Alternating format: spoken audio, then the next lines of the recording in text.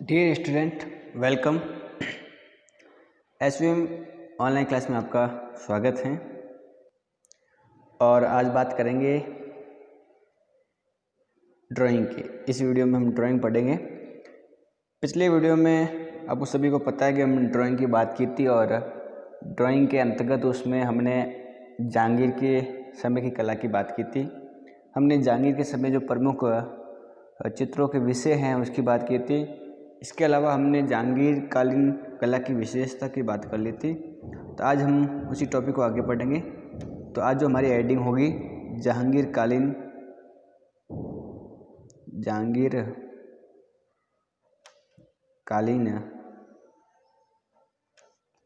कला की विशेषता है।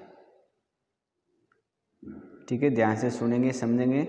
यहाँ से एग्जाम में क्वेश्चन आ सकता है 2 नंबर का, 1 नंबर का कि जहांगीर कालीन कला की प्रमुख विशेषताएं लिखिए। 2, 3 कितने भी पूछ सकता है, इसलिए एक एक विशेषता ध्यान से सुनेंगे, समझेंगे और याद रखेंगे। तो हमने पिछले वीडियो में थोड़ी बहुत विशेषताओं के बारे में देखा था, उनकी भी बात कर लेते हैं साथ साथ में।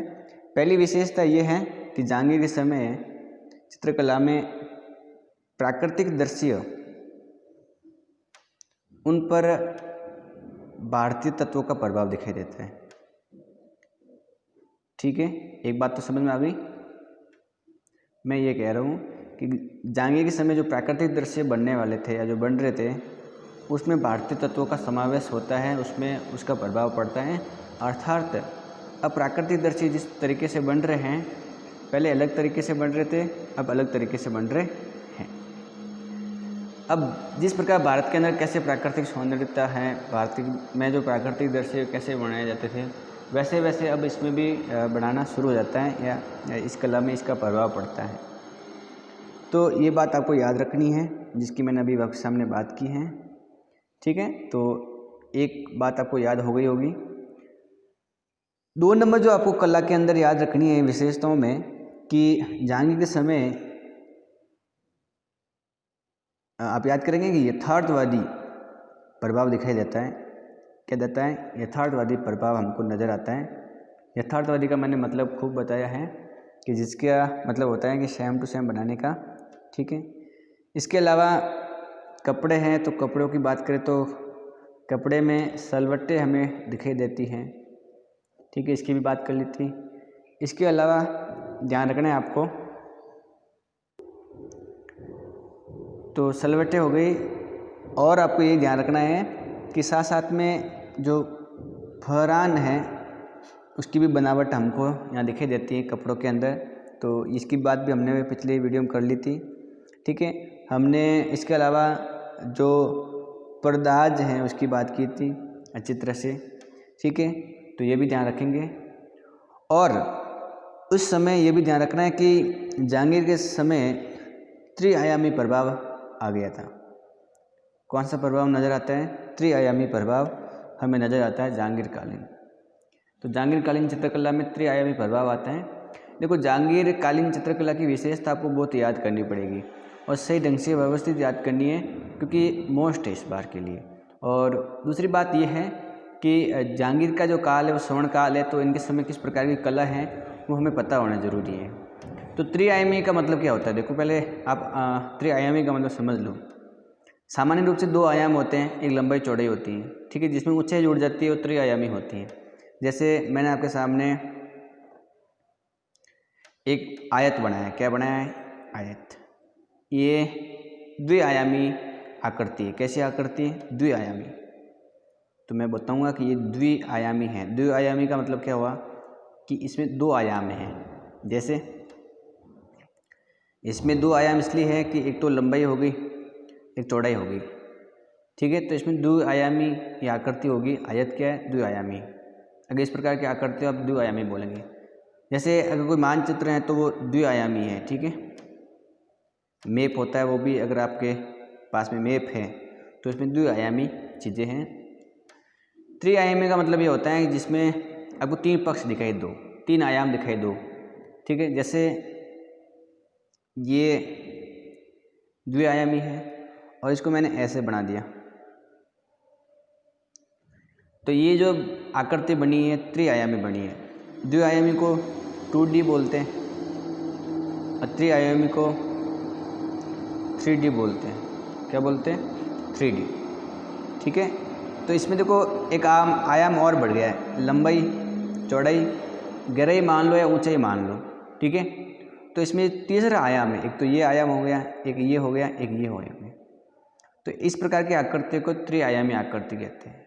तो जहांगीर के समय एक प्रभाव नज़र आता है कि उस समय जो आकृतियाँ हैं पहले तो ऐसे बनती थी 2 आयामी सीधी, अब उसमें गहराई है या चौड़ाई है, उसमें भी कुछ परिवर्तन होता है। एक नया आयाम आता है त्रिआयामी, इसके द्वारा जो आकृतियाँ वो उभरी हुई नज़र आती हैं।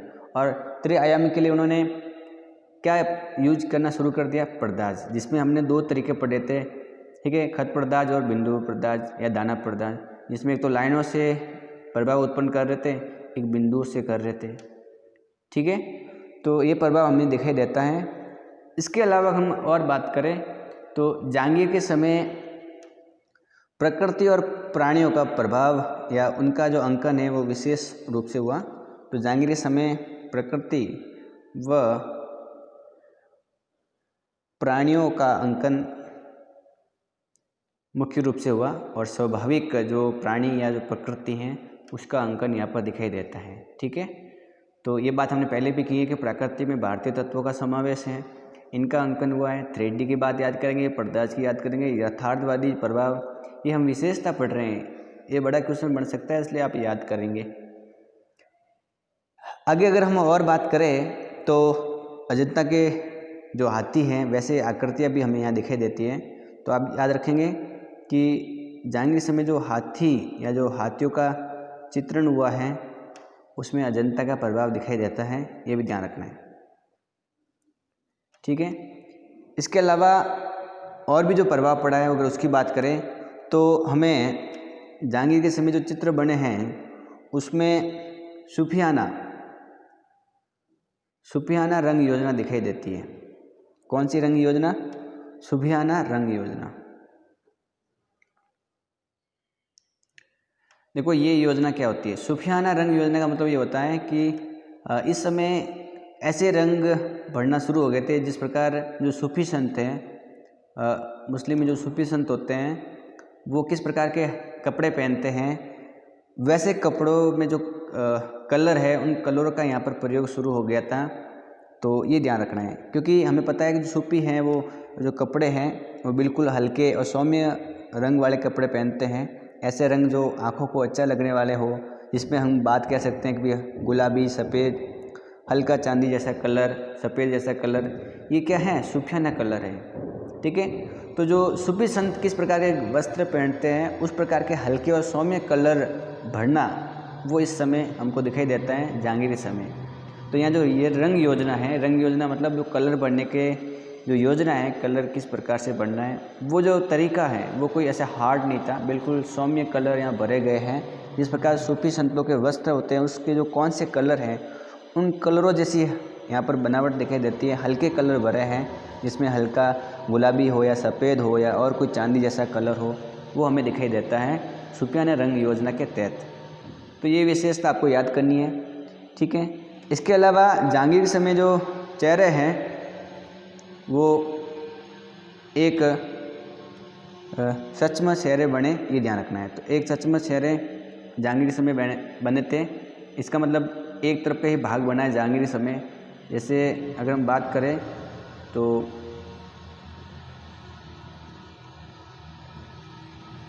आज जैसे मैंने ये आपके सामने मान लो चेहरा बनाया है, ठीक है, तो ये जो चेहरा है इसमें एक ही भाग दिखाई दे रहा है आपको, तो ये एक सचमुच चेहरा है। ठीक है, अगर मैं नाक के अंदर और एक आँख बनाता हूँ तो आधी बनाता हूँ तो डेड हो गया है, पूरा हो गया। ठीक है, तो ये आपको ध्यान रखना है कि इस प्रकार की बनावट हमें दिखाई देती है जहांगीर के समय। तो ये आसानी से आपको याद हो जाएगी। तो जहांगीर के समय जो कला है उसमें हमको नारी चित्रण भी दिखाई देता है, नारियों के भी चित्र खूब सारे बने हैं, ये भी ध्यान रखना है। तो ये भी आपको याद हो जाएगा और आपको याद रखना है कि इस समय किस प्रकार के चित्र बने हैं। तो एक बात यह याद करेंगे। इसके अलावा जहांगीर के समय जो चित्र बने, अगर उनके चित्रों के परिधान या वस्त्रों की बात करें तो वस्त्र कौन कौन से चित्रों में दिखाई देते हैं। कपड़े अगर हम बात करें कि उस समय कौन कौन से कपड़े चित्रों में हैं, मतलब जो उन्होंने चित्र बनाए उसमें पुरुष किस कपड़े में पहने हुए हैं, किस प्रकार के कपड़े हैं पुरुषों के या स्त्रियों के, उनकी बात करें तो अगर हम पुरुष कपड़ों की या वेशभूषा की बात करें तो आपको ध्यान रखना है कि जहांगीर के समय पुरुष वेशभूषा में उन्होंने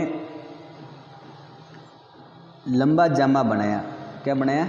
लंबा जामा। ठीक है, तो ये याद रखना है, लंबा जामा बनाया। तो अगर लंबा जामा आपको पता होगा कैसा होगा, लंबा इसकी हाइट होती है, लंबाई होती है। मैं आपको एक चित्र बता रहा हूँ, उसमें आप देख सकते हो कि लंबा जामा कैसा होता है। तो आपको जो ये चित्र दिखाई दे रहा है ये लंबा जामा है। क्या है? लंबा जामा।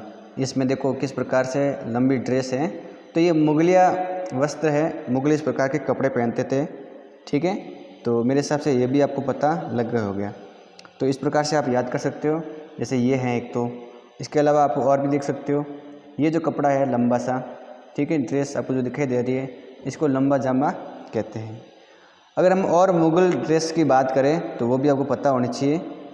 तो जैसे अगर हम मुग़ल ड्रेस की बात करें तो आप ये भी देख सकते हो, इसमें भी लंबा जामा दिखाया गया है।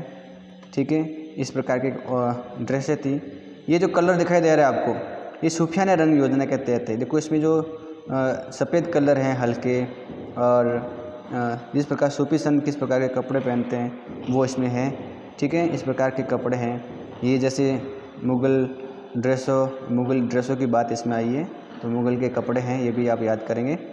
तो मेरे हिसाब से इस प्रकार के कपड़े मुग़ल पहनते हैं, तो वो आपको याद हो गया होगा। तो लंबा जामा हो गया। इसके अलावा और भी जो कपड़े हैं जिसके अंतर्गत हम याद रखेंगे, पटका, जो कमर पर पहना जाता है ना पटका, वो। इसके अलावा लंबी पगड़ी, खिड़कीदार पगड़ी भी मुगली वस्त्रों में आता था, ये भी ध्यान रखना है आपको। ठीक है, तो ये पुरुष वेशभूषा हो गई। अगर हम स्त्री वेशभूषा की बात करें तो ओढ़नी पहनाई हुई है। ठीक है, ये भी ध्यान रखना है। तो ये जो सारी विशेषता बताई हैं वो सब किसके समय की हैं? जहांगीर के समय की हैं। तो मैंने विशेषताओं को आराम से पढ़ लिया है। ठीक है, और भी अगर आपको इनको याद रखना है तो वीडियो को दोबारा देखेंगे तो याद हो जाएगी। तो अब हम बात करते हैं शाहजहाँकालीन चित्रकला। हमने जहांगीर कालीन कला के बारे में पढ़ लिया है। देखो, जहांगीर की कालीन कला के बारे में क्वेश्चन आ सकता है कि जहांगीर कालीन कला का वर्णन करो, या जहांगीर कालीन कला को स्वर्णकाल, या ऐसा आ सकता है कि जहांगीर के काल को स्वर्णकाल चित्रकला का क्यों कहते हैं, वर्णन करो। तो भाई विशेषता आपको लिखनी पड़ेगी। अब पढ़ते हैं शाहजहाँ।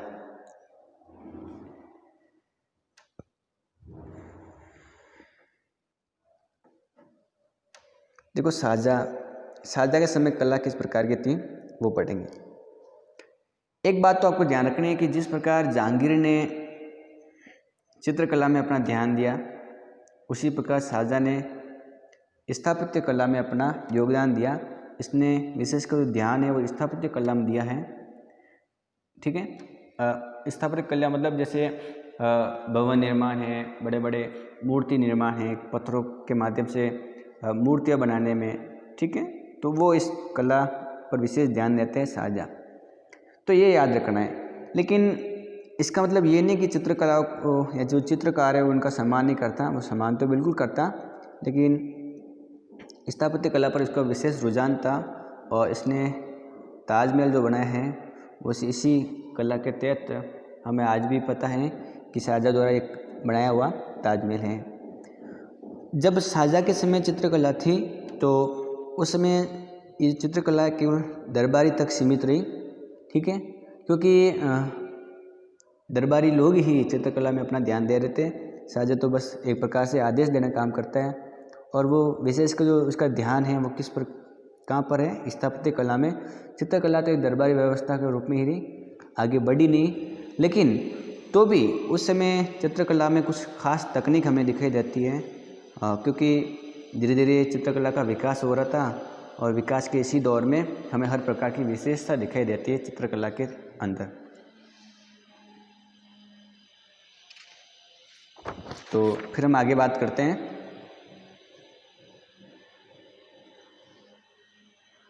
तो ये बात आपको पता लगी कि किस प्रकार की शाहजहाँकालीन कला है। अगर हम आगे और बात करें तो शाहजहाँ के समय चित्रकला पर, मुगल शैली पर यूरोपीय प्रभाव दिखाई देता है हमें। किसका प्रभाव? यूरोपीय कला का प्रभाव दिखाई देता है, ये भी ध्यान रखना है। ठीक है, तो ये भी आप याद कर सकते हो। और अगर हम देखें तो शाहजहाँ के समय कला के अंदर छाया प्रकाश, उसका भी प्रभाव दिखाई देता है, उसका भी महत्व बढ़ गया था। जो जहांगीर के काल में भी छाया प्रकाश का प्रयोग हुआ था, उसी प्रकार इनके समय भी छाया प्रकाश का विशेष महत्व बढ़ गया था। ठीक है, तो ये भी ध्यान रखना है आपको। इसके अलावा आप और ध्यान रखेंगे,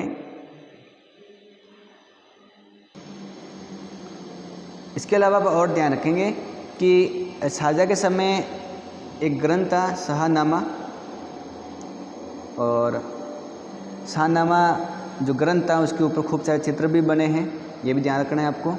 और इसके अलावा ये भी ध्यान रखना है कि इस समय जो मुगलिया चित्रकला है मुग़ल की, वो दरबार का वैभव, इस प्रकार के दृश्य बनने वाले शुरू हो गए थे। ठीक है, और इसके अलावा जो विलासिता के दृश्य हैं, मौज मस्ती करने वाले, इस प्रकार के दृश्य हमें दिखाई देता है शाहजहाँ के समय, ये भी ध्यान रखना है। ठीक है, तो 2-3 बातें ये याद करेंगे।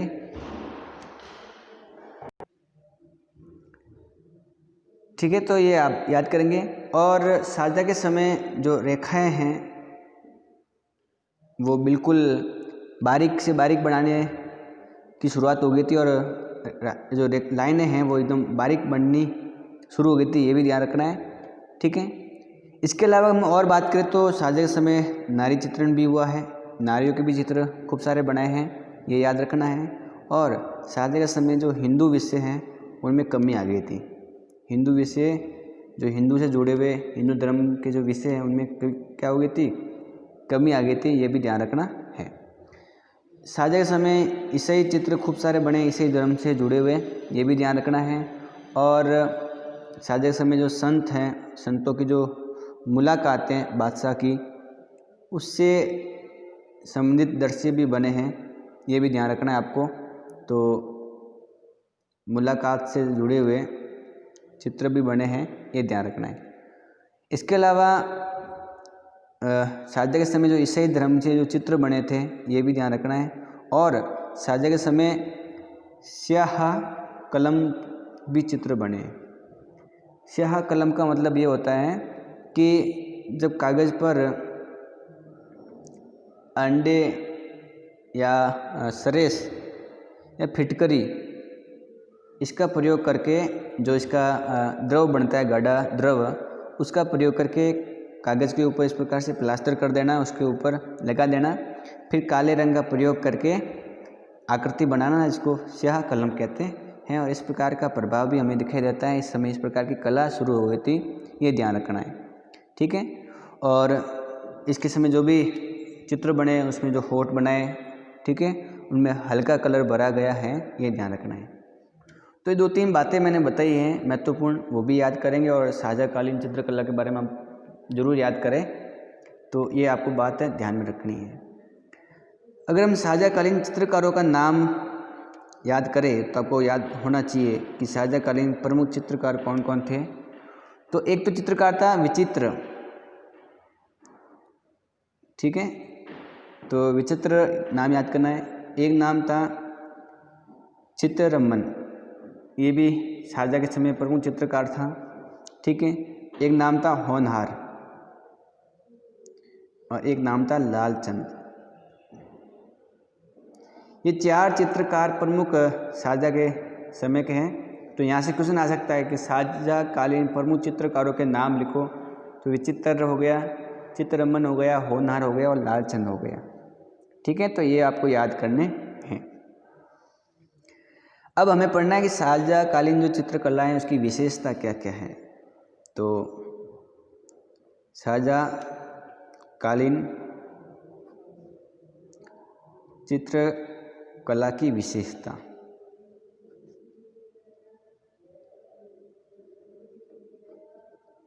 ये भी ध्यान रखना है, ठीक है। तो पहली जो विशेषता आपको याद करनी है कि इस समय अत्यंत बारीक रेखांकन शुरू हो गया था, ठीक है, और मीनाकारी भी शुरू हो गई थी, ये भी ध्यान रखना आपको, मीनाकारी, और विशेषकर सफाई पर भी ध्यान दिया गया। तो बारीक से बारीक लाइनें चित्रकला में दिखाई देती हैं साझाकालीन, और मीनाकारी का मतलब होता है कि जो बारीक से बारीक काम होता है उसको मीनाकारी कहते हैं। जो बिल्कुल आराम से धैर्यपूर्ण जो कार्य होता है वो मीनाकारी होता है, जो बिल्कुल बारीक काम होता है उसे कहते हैं, ठीक है। तो ये बात आपको ध्यान में रखनी है। जैसे आपको ये चित्र दिखाई दे रहा है, तो इसमें एक धातु है और धातु की प्लेट पर देखो बारीक से बारीक आकृतियाँ बनी हुई हैं। तो इस धातु की प्लेट पर जो बारीक से बारीक आकृतियाँ बनी हैं वो मीनाकारी कहलाती हैं कि इस पर बारीक से बारीक काम किया गया है। तो मेरे हिसाब से ये आपको याद हो गया। जैसे जो आभूषण होते हैं उस पर मीनाकारी से बारीक काम करते हैं। जैसे ये मान लो आभूषण है, तो इस पर बारीक से बारीक फूल या डिजाइन जो तैयार की गई है वो मीनाकारी कहलाती हैं, ठीक है। तो मेरे हिसाब से ये भी आपको समझ में आ गया होगा। अगर मैं और बात करूँ तो ये जो आभूषण है इस पर से बारीक जो फूल और डिजाइन बनी है, ठीक है, वो क्या है, मीनाकारी है। तो आपके जो बढ़िया सुंदर जो आभूषण है वो उस पर जो मीनाकारी की होती है, बारीक से बारीक काम, उस प्रकार का प्रभाव हमें दिखाई देता है किसके समय, साजा के समय। ये ध्यान रखना है, ठीक है। तो एक विशेषता समझ में आ गई होगी, सफाई का भी ध्यान रखा गया। अगर हम दूसरी विशेषता की बात करें तो इस समय ईसाई विषयों पर चित्र बने, ठीक है, ये भी याद रखेंगे। और अगर बात करें तो जो साजा था उसे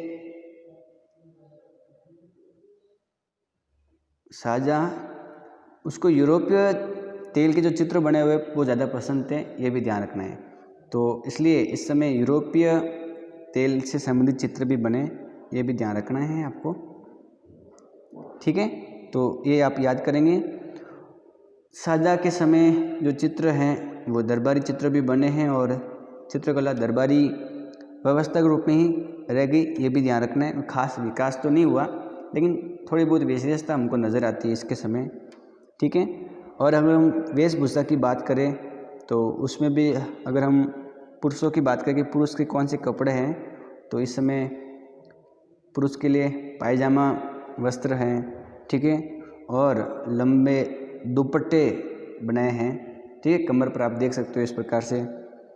अगर हम स्त्रियों की बात करें तो स्त्री वेशभूषा के अंदर साझाकालीन वस्त्र हैं वो पारदर्शी बनाएं, क्या बनाएं, पारदर्शी वस्त्र, ठीक है, और सिकुड़ा हुआ पायजामा पहना हुआ, ये भी इस समय के चित्रों में दिखाई देता है, सिकुड़ा हुआ पायजामा,